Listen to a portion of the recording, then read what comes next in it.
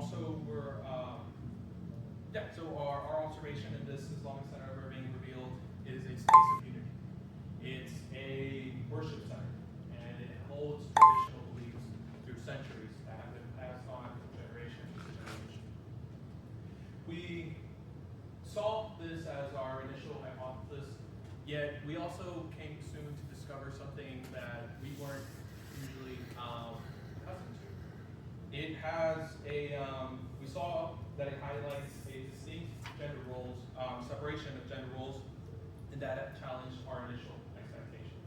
Whenever we first arrived, we were presented with a brothers. You can't really see it here, but towards as you start entering, it mentions brothers welcome, and there is also foreign scribes, and we later came to find out that that was the translation in Arabic.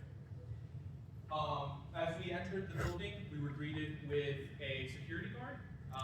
That was also another very alarming, something that we're not typically used to in different circumstances. Very friendly approach. We later were able to talk with a religious leader as we entered the kind of the lobby. We got a little bit more information on that. It was dead quiet in there. We felt a little bit like outsiders. But they welcomed us in. Gave us a nice tour. Yeah. And as he introduced himself, he was one of the religious leader within the recruitment office. He then proceeded to tell us the kind of customs and where we were in. We received this tour of different common areas that is usually practiced at this temple, or we came to know as the mosque by the religious leader. We had to participate in activities such as the removal of our footwear, which we had to put that somewhere specifically that is, we came to find out that nobody touches, nobody messes with. Yes, and there are signs that indicate that beyond this point, no footwear is allowed. So that was very interesting as well. And as we reached to the second level, we found something a little bit more interesting. The school that Jacob will further emphasize on. They have a whole school program over there for kids as well. And there's a library here. They have their own separate rooms for prayer upstairs as well. They have women and children separated from the men. That's when we were then introduced to a prayer room that is specifically designed for women. So it's on the second floor, and it's also for any women that have small children, regardless of the gender. They are also welcome upstairs to still practice within their ritual prayers or routine prayers. And then usually the women still have a role within the organization.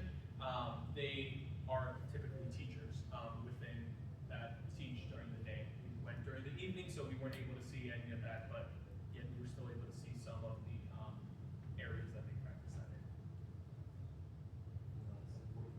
There's like a chant from the intercoms, like basically bringing everyone to pray.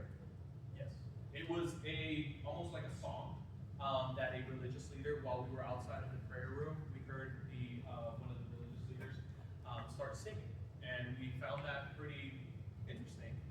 It was something that we've never experienced, and you won't be able to see it here, but you'll be able to see it in the next picture.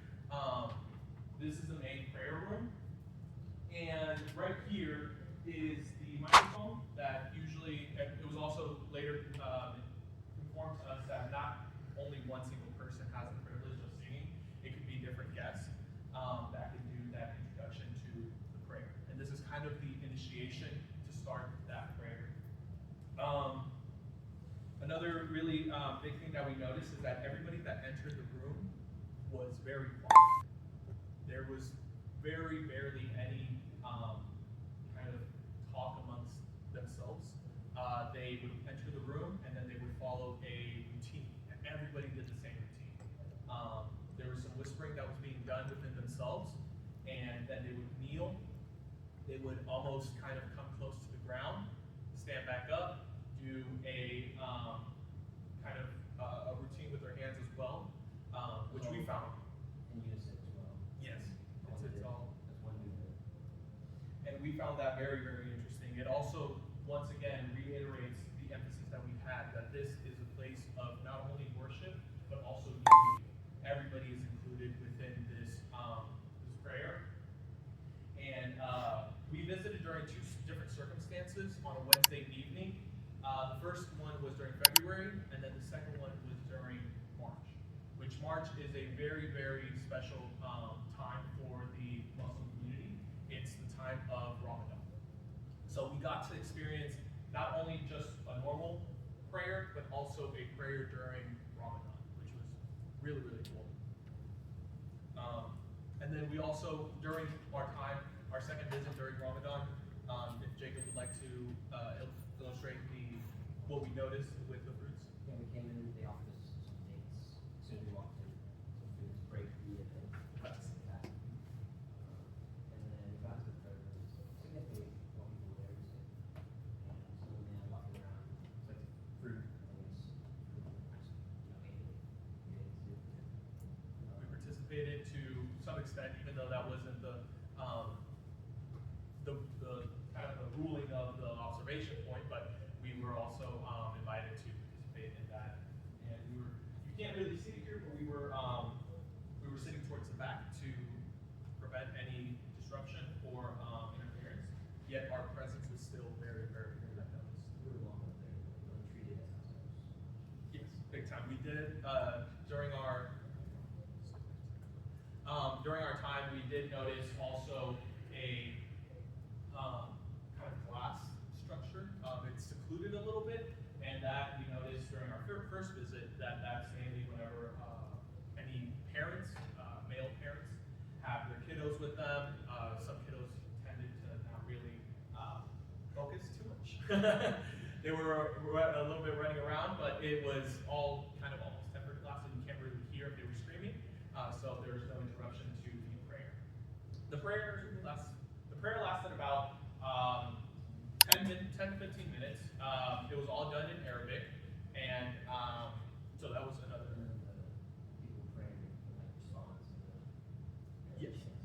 Yes, there was a whenever the religious speaker would talk in the microphone, then in unison the audience would return back, which we saw with that once again emphasizes our hypothesis of this place being a space of worship, but also community.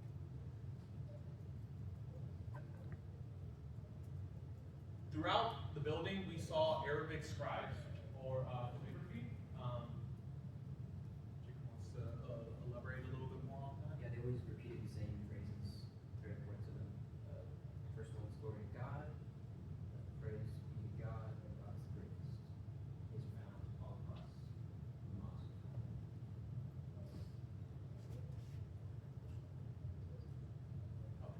And then if we go back to the prayer room, we were able to kind of come to the conclusion that although there is separation of gender roles, everyone is accounted for. Whether you're a child, whether you're a male, whether you're a female, you're all accounted for, and everybody is in unison together. They're all practicing, even though they're in separate places of the mosque, everybody is under one roof, and everybody is accounted for.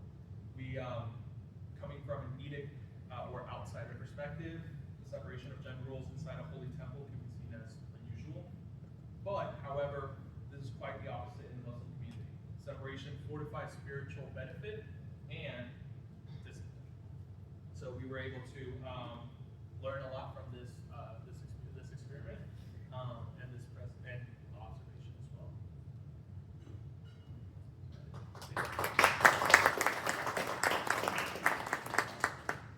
Does anybody have any questions?